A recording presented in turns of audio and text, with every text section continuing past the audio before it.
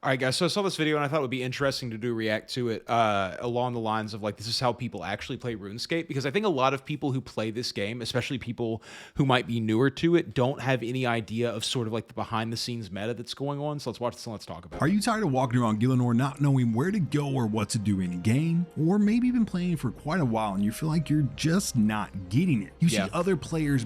I think this is totally normal. I remember being a kid and logging into RuneScape during the events. Like I would log in during the Easter event or whatever and get the Easter bunny ears, or I would log in during the Halloween event to get whatever the items were for the Halloween event. But I would just very rarely ever actually play the game whenever, like in between. And I probably played for multiple years with, I said it in a video one time where I played for probably 5 years without ever having overhead prayers. And there's a lot of people who learn directly from the meta. They watch a bunch of content online, or they watch like Ultimate Iron Man videos, and so they were like trying to learn how to play the game as best as they possibly can. But I think there's also a whole group of people who don't do that, that have no idea, and a lot of newer players tend to watch my videos. So let's breezing past your total level and your small little cash stack. I totally get it. I've been playing this medieval clicking simulator for over 15 years, and I've learned some things along the way. And in today's video, I'm going to be sharing some things I wish I knew from the get-go. From essential things you need to succeed, all the way to the mindset required to accomplish your goals. That's a really good point. I prepared a fat list of things that I think any new player should know. This should help make your grinds that much easier and help you succeed in the game. Well, let's get into it then, most of these are in no particular order, but this one is the #1 thing I always try to tell new players. Y'all can ignore the rest of the video as long as you get this one thing. It's grabbing RuneLite. When I first started, so RuneLite is definitely still important, and a lot of people use it, and it has way more plugins than the current Jagex client actually does. But the new Jagex client that has come out, I've been using it for the series, and it is pretty decent. I mean, it's okay, especially as a beginner who hasn't done any of the other stuff before. Still, if you want to design your client to look a specific way, the RuneLite client is going to be king for that, just, with the open source and all the plugins and all those things. But the Jagex client, the official RuneScape client, is pretty solid now. You could play this game using just that client. This client wasn't even a thought, but I wish it was. It brings so many quality of life updates to the game. There's plugins that can make things easier to see and click. There's trackers for your farm runs or your current stat boosts. There's XP trackers to make sure you're always getting that juicy XP. There's graphical plugins to make the game look beautiful. I think some of my favorite plugins to use on RuneLite are, I love using my loot tracker. I think that's a great thing. Quest Helper is obviously goated. 117 HD is amazing. The loot tracker allows you to see the total value of everything that's been dropped from all the kills that you've done into perpetuity, realistically, as long as you've had it turned on. So you can see all the money that you could have gotten if you would have picked up absolutely everything and grand exchanged it or alked it. And then Quest Tracker literally draws blue lines and shows you how to solve every single puzzle in the quest, along with a drop-down menu of all of the items that you need for each quest, which is extremely, extremely helpful, especially as you get into later quests that have much more complicated situations. Like, if you imagine, if you're a newer player and you've only been playing for a little while, if you imagine the walking back and forth that happens in quests like, I don't know, let's just say Under Ice or Below Ice Mountain. Now imagine that 30 times over for one single quest. That's what later quests in the game look like. So it's really nice to know what a good inventory for that quest is going to be, what you're going to need at each part, and like what's going to happen. So those are really, really good. And then 117 HD makes the whole game look like this, so that it looks high definition and pretty. Much more. Honestly, it needs its own video, but it should be one of the first new things that any brand new player looks into. It's a godsend for the game, and many players RuneLite to me is the mark between when a new player goes from early game to mid game. When you realize that RuneLite is a thing, when you realize there's a meta going on underneath the hood, that people aren't just playing this game the same way you are, just walking around and being like, where was Farrak again? When you realize that there's a different thing going on, then you get RuneLite, in my opinion. RuneLite is the #1 thing that you need to know before you even start playing old school RuneScape. Okay, so this next one should have been #1 if RuneLite wasn't so goddamn good, because the wiki for old school RuneScape is an absolute masterpiece. Totally. I mean, they literally have everything broken down. The ability to search within the wiki on or for the RuneScape wiki is absolutely amazing. You can find everything from training methods to quests to calculators. Absolutely anything that you're going to need is going to be on that wiki, and it's basically how people learn this game. Video guides are totally super useful for really specific things, but you never have to watch any of those if you just keep the wiki open. An article about the game. Want to know why this one random NPC is out in the middle of bumfuck nowhere? Yeah. Well, the wiki will have it. Want to see a new quest broken down 15 minutes after the update goes live? The wiki will have it. The staff over there is just incredible, and it's something most RuneScape players take for granted. We can search up the best training methods, the best methods to make money. These are things that and resources that we didn't have when we were younger. We used things like Zibes, or we used what was the other one that everyone used back then? Oh, there's a couple of different sites, but we all went to different websites to try to find and cobble together these guides that were less than perfect, to be completely honest. And honestly, just like having this one resource that shows you everything that you need, there's really no reason for you to go anywhere else for anything except for using your RuneLite plugins, is just absolutely a godsend. Or even some serious fashionscape, all on the wiki. Other MMOs wikis just aren't on this level. They don't come close to the fraction of information that the old school RuneScape wiki has. I cannot say enough good things about the wiki, so please just check it out if you ever have any questions about the game. This is about to be an ad. Yes, it definitely is. Yeah. You're not from Gillinor. I'm gonna need you to go back to where you came from. What about my world? What about your world? Are you from some cheesy I think this is such game? an interesting that is ad not style true. that they end up Hero doing for Wars this. has vibrant graphics, cool gameplay, and a user-friendly interface. Okay. I got skills. Good for Hero Wars for sponsoring so many tell RuneScape them more content about creators. So I started playing this game after seeing an ad on Instagram while scrolling mindlessly, and I gotta say, it's not too shabby. If you're looking for a game to play while you AFK those boring skills, Hero Wars might be for you. In Hero Wars, everyone can find a character to suit themselves. They have many races to choose from and unlock, including cyborgs, aliens, vampires, and so much more. Currently, I'm trying to unlock Shaba. He's a big old tanky boy who literally devours his enemies. But I'm currently in love with Celeste. She can switch between a DPS dark form and a healer light form, which makes her useful in any situation. And I mean, boys, look at this new outfit that just dropped for her. You get eye candy while you play. There's nothing quite like Hero Wars. You can I don't know, man. The chibi sprites don't really do anything for me. But to master I've definitely played games like this before. I mean, I've played quite a few gacha games over my life. Like I think maybe the first one that I played was probably Puzzles and Dragons way back in the day, which I didn't even realize was a gacha game. And then later on, Final Fantasy Brave Exvius was one that I got into, and then obviously like Genshin and all those kinds of games, and Withering Waves and lots of stuff like that. Yeah, gacha games can definitely be good, and especially if you're just going to play it as something to just pass your time on your phone. You're not going to get really serious about it and super hype about it. There's nothing wrong with them. From February 13th, you can gather soul stones and skin coins for 3 amazing heroes with new romantic skins that also boost their stats. Power up your team with Amara, Jorgen, and my favorite, Kiera. For example, Mojo the Shaman can't heal Darkstar the Elf as efficiently as they good Grandma Martha can, while the Slow Cleaver makes a great pair with the Swift Isaac. Hero Wars is a world of 6 unique modes, more than 300 Guild Wars servers, and 100 million plus players. You can play it alone or compete with your friends to see who the top dog is. Oh yeah, and I almost forgot. Here's a question for you. Where can you get 30,000 coins, 600 emeralds, and 5 awesome heroes to start dominating I bet if you use his Wars code right away? to slow. download The answer is in it. the link in the description below. Yeah. Play Who would've Hero thought? Wars now. All right, Thank so God this the next ad one is coming up is over. one that I never had the chance to actually take advantage of until very recently. I always let these because guys old ads school play RuneScape- because I just feel like it's the least that I can do. You know what I mean? Like that's the reason that they're capable of actually making their content, is because they're getting paid by these people. And any views that I aggregate for them, I at least want people to see their ad. You know, it just makes sense. It has gone mobile. Yes, if you all didn't know, Yeah. you can click some rocks while you're out and about, and it's about So not to only change your is life, because RuneScape you on mobile, this is a very important thing to note. Not only is RuneScape on mobile, but there's an entire sect of people on the internet who are using a client called Google Remote Desktop, which allows you to access your desktop directly from your phone so that you can not only have RuneScape on your phone, because the big problem with RuneScape on your phone on mobile is that if you click out of it, if you swipe up out of the app, then you're going to close down the app pretty quickly. It logs you out very quickly. But you can just have it running on your computer, ping your tower from Google Remote Desktop, and then you can stay logged in for as long as you would stay logged in playing on RuneScape on there. So if you're at Crabs, if you're doing Nightmare Zone, if you're out and about, you can just click back in every 9 minutes or 19 minutes or whatever it ends up being, depending on where you're at and what you're doing, and you can just click back on and then jump back over to whatever you're doing, lock your phone, throw it down, not even think about it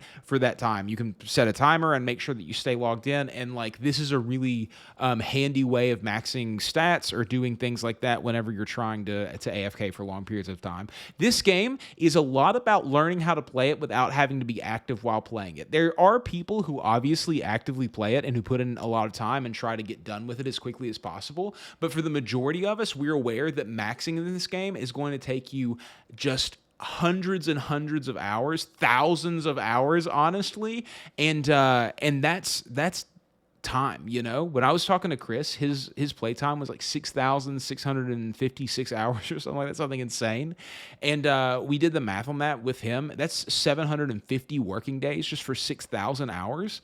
So 750 8-hour days. You have to figure out how you're going to fit that into your schedule, and things like mobile and being able to control the game from your phone are absolutely going to be fundamental to being able to do that. You can download the old school RuneScape client on your phone and play wherever you are. Now, this might seem like you're an addict and have a problem, but there is no problem, because you can grind those boring AFK skills wherever you are. Yeah. Long car ride with the family? Hey, let's go kill some Slayer monsters. Date night with your girlfriend? Let's get some mining XP at the Motherlode mine. Needed the gym? Why not do some agility in between your sets? You guys get the idea. The game can be played almost anywhere you are. This allows you to have less time behind a desk and more time out in the world touching grass. Yeah, sure. RuneScape isn't all just clicking a tree and waiting for some logs. The game is absolutely massive and it has so much content jam-packed into it that it's really kind of nuts. You'd think that all it is clicking and waiting for some dope. This is a very good point here, and I think one that a lot of people misunderstand, and something that I'm trying to sort of explain with my new series where I'm playing RuneScape the way a new player would, or at least in the order that a new player would.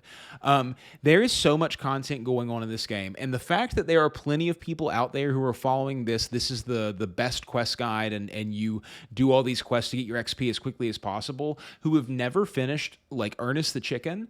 I think that is absolutely just despicable in some way. Like, the game is genuinely fun. It's a really good time. There's a lot of interesting stuff happening, and I think it's set up in a really genius way to sort of lead you to new challenge. Like, if you play it from the beginning, doing all of the quests in free-to-play first, if you stay free-to-play at the beginning, and you do, Cook's Assistant, and then you go through and you start Rune Mysteries, and then you end up in Varrock, and then you do Shield of Arav and Demon Slayer, and then you move over to Falador, and you start doing, Black Knight's Fortress and all those quests, and you end it with Dragon Slayer. Then when you move on to Members, you've ramped up to a challenge that was pretty difficult, and then you get into Members, and one of the first quests that you come across is the Witch's House, and then slowly, as you venture more and more into Members, there's interesting and less difficult quests for a little while. It ebbs and flows in this really good way, and following this is the perfect dynamic quest line that you should be doing things.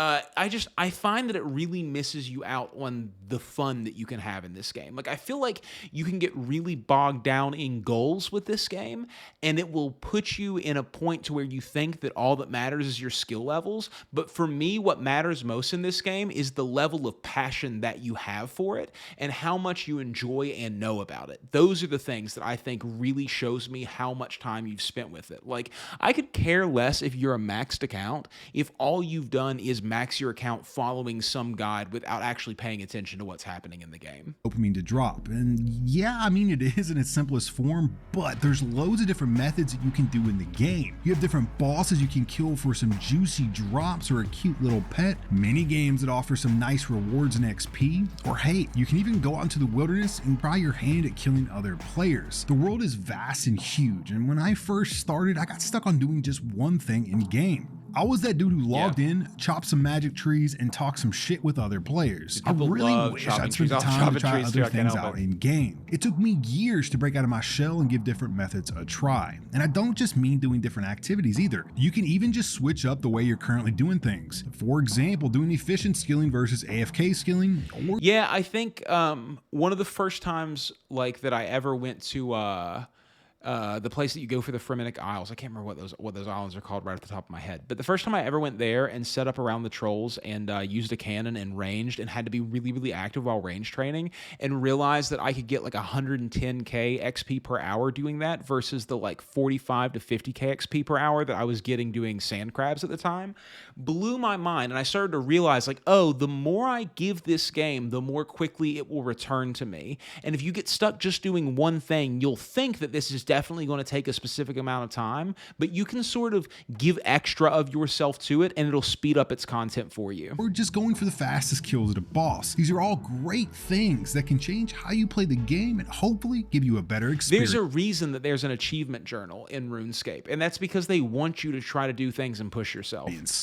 So next up is making money, and maybe this should be a little bit higher because GP is a huge part of old school RuneScape. Unless you're a dirty Iron Man and you want to spend 500 hours killing lizards for a drop, that is. But most of us need to make GP to buy the things we want. And making GP can be a pain in the ass. Most really good methods are extremely boring and tedious, or they have some insane requirements, such as having friends. And when I first started playing RuneScape, I picked some on RuneScape, having friends, don't they know who I am? of the worst money-making methods you can imagine. I am a solo player, dude. You would never catch me with friends. I picked Flax, I ran Essence, I killed Vorkath until I could see that undead motherfucker in my dreams. And hey, I made some money, but it was brutal. And looking back, I can honestly say it would have been so much better to do things that would progress my account, or at least things that I enjoyed to make that money instead. RuneScape has this really interesting dynamic where it almost feels like an older RPG where the game is sort of structured in a way to where if you want to grind, you can.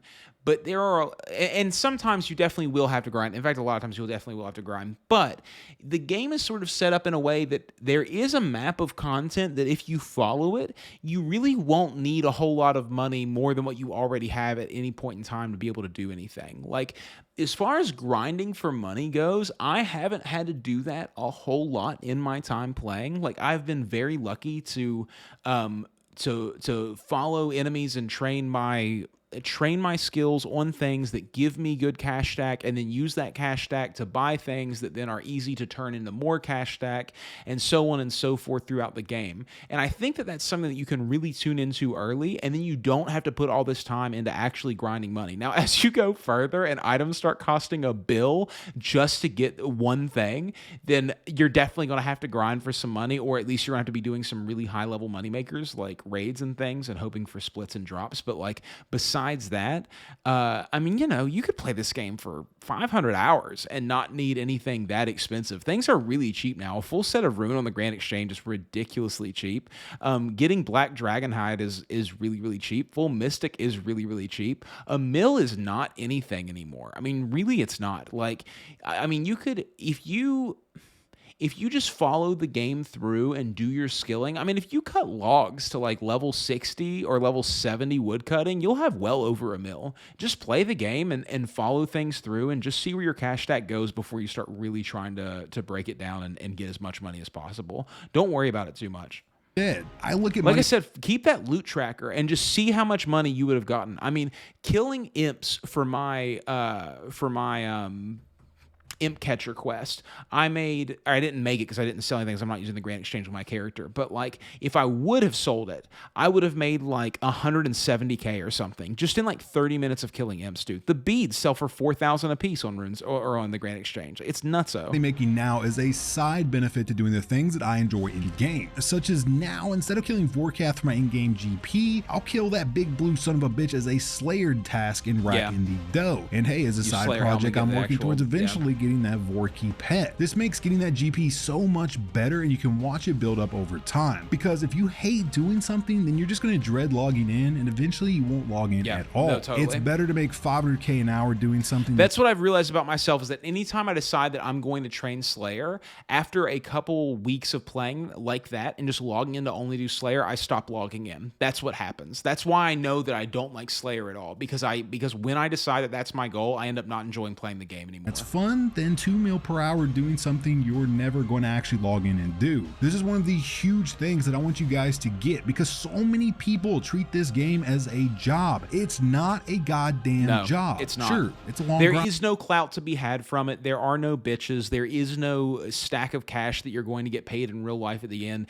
And if there is, it's going to be taken away by a clan with a whole bunch of bots. Like, just play and enjoy the game for what it is, for enjoying the game. And if you don't enjoy the game, then it's definitely time for you to take a break from it and move on. Like, one thing that I really want people to understand about RuneScape is that super high level players of this game are as good at making spreadsheets as they are against PVM monsters. You know, like, people are out here planning and thinking about everything, and this game is really a mind game as much as it is a point and click game. Right, but it's a game at the end of the day. If you're not having fun with what you're doing, then as you advance through playing video games, you will slowly define a whole bunch of skills for yourself that will make you feel like you want more and more of a challenge. And if you develop in a really specific way, which is, I like to be able to plan, I like to play something that's absolutely massive and takes a huge dedication of my time, I want to have a really difficult challenge that is super quick and rhythmic based. Like, these are pathways that will all lead you to RuneScape, and if you find yourself being that type of player, then you're in a great spot. why are you doing it? Do things that are enjoyable, make some money, and progress your account. Now, this next one isn't really like an activity or thing you can do in game, but it's really more of a mindset. How many times have you guys been talking to someone in game or one of your friends that play and they're like, yeah, man, I want to max and get a huge fucking bang? Yeah. Well, I hear this shit all the time, and while those are admirable goals, what normally happens is they get around the mid game and burn out and quit. Yeah. That's because maxing takes a long fucking time. It's like 2,000 or 3,000 hours. Yeah. You can't expect to bust out those hours of hardcore grinding your first time without... Chris made a really amazing point whenever I had him on, where he said maxing is a really interesting thing that you put yourself through, because it's not just something that you can log into the game and say, I'm going to max my account today. I'm going to play really hard. I'm going to give it my all. And by the end of the day, I'm going to achieve this goal. You are signing up for 8-hour work days for at least a year's worth of days. If you are extremely efficient, and if you're Chris, it's double that. It's 750 days of 8-hour work days. You have to stay committed and you know, entwined with this game without missing a single day of playing 8 hours for 750 days. If you are not ready for that, then it's a really good idea for you to set yourself smaller goals. Having a maxed account is definitely a cool thing, and we all aspire to it and all of that, but I play this game and love it without a maxed account. I enjoy the minor goal setting. I enjoy saying, okay, this is a quest that I haven't done yet. I have 2 skill requirements that I haven't met for it yet. There's 7 quests that I'm going to have to do before I do this quest. It unlocks this content for me, so I'll be able to do something really cool and interesting once I get done with this quest. I'm going to spend the next couple of my weeks working my way towards that and then doing that. That's what I have fun with in this game. I like planning it out. I like going, okay, I'm going to need this much money for my fire cape, so I need to figure out a way to make that much money. What can I do in this game that's going to progress my account, make my fire cape easier for me to get, and get me the money for that fire cape? Those are the things that I enjoy about RuneScape. Lots of drugs in your system. So while setting these crazy large goals is a great idea, I'd really recommend breaking those goals up. Way down. Get base 70s, work towards that juicy quest cave, then maybe, hey, go for achievement diaries or some boss KC, then slowly work on maxing. RuneScape is all about building things up one at a time. When I started setting goals such as like 80 base stats and then going for like, you know, base 85s and then maybe base 90s, it made the grinding so much more manageable and allowed me to finally max and achieve my goals. No one wants to chop trees and kill monsters early on in the game. The XP is just fucking terrible. You're gonna get like max 5 to 10,000 XP per hour. So I'd highly recommend knocking out some quests early on to get an insane amount of XP. For example, just doing the waterfall quest on a brand there's a plugin for RuneLite or there's actually, I think maybe even a setting in the actual game settings where you can filter out quests by your quest requirements. So ones that you have the requirements for, you can see them. And then I would really look into which quests are going to give you a lot of XP, but I do think that grinding, especially early game grinding, is a lot of fun and can help you do a lot of things. And like doing some quests that give you these huge XP drops can skip you through the beginning of the game. But then I think that you're sort of lacking this foundation, especially if you've never played before, to like know how to actually train these skills in really good ways. Like, I got a 20 in all my combat stats, and I'm probably going to get all the way up to 40 in all my combat stats by killing giant frogs in the RuneScape swamp on my newest account for my series. And I like that because they drop big bones, which I can just bury as I'm doing it, so I can get combat stats, and I can get my fishing and my cooking up because I'm going to be fishing for food and cooking right there in the lumber swamp as well.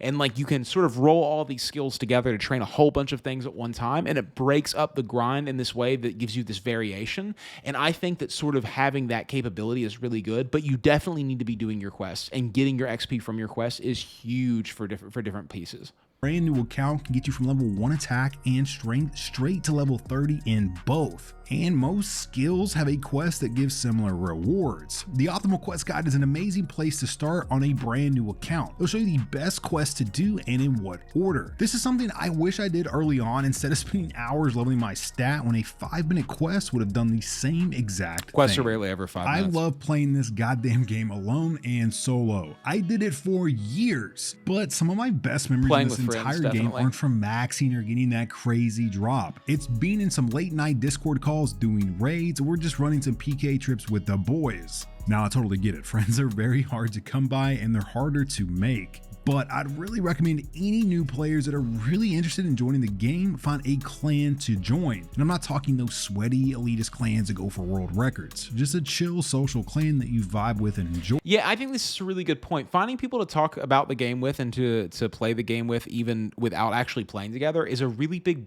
boost to your time playing.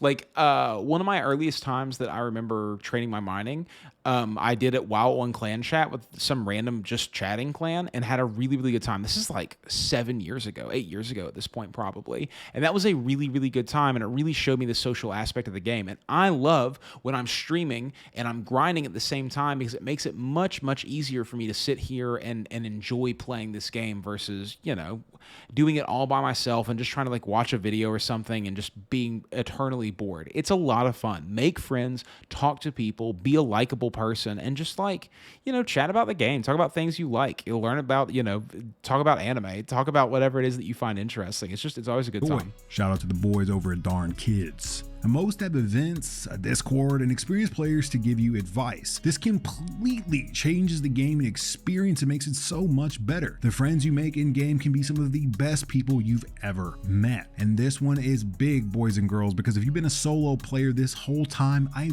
promise that joining a clan will change the game for the better. And that's a wrap, boys and girls. I hope you found using my tips helpful in your journey throughout old school RuneScape. And remember, this game is all about Darn's good, man. He makes good guides. If you're new to this game, I definitely suggest going and subscribing to him and like his video. You know, I mean, he puts a lot of effort into everything that he does, and he's made some really, really good guides, and he has a really good personality. So if you enjoy that kind of thing, you guys should go watch him. Hope you guys like the video, and be safe out there. Peace.